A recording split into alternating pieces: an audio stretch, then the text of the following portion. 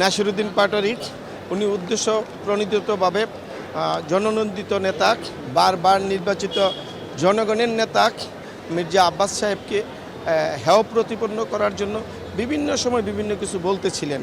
এবং সর্বশেষ আপনারা দেখেছেন যে নিউজ আপনার 969 এবং টিএসটিতে উনি বলেছেন যে উনি নাকি প্রমাণিত চাঁদাবাজ।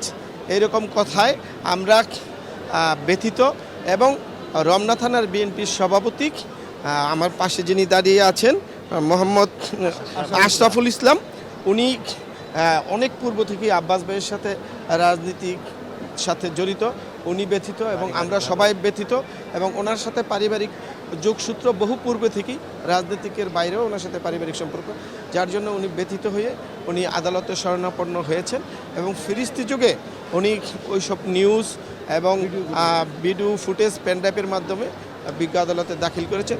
বিজ্ঞ আদালত সব কিছু পর্যালোচনা করেছেন, অনেক সময় নিয়ে উনি পর্যবেক্ষণ করেছেন। পর্যবেক্ষণ করে যখন দেখেছেন যে বাদীর আর্জিতে যা লিখা এটা সপক্ষের ডকুমেন্টসগুলো উনি অ্যানালাইসিস করেছেন, করে দেখে তারপর উনি আসামির বিরুদ্ধে সমন ইস্যু করে মামলা আমলে নিয়ে আসামির বিরুদ্ধে সমন ইস্যু করেছেন।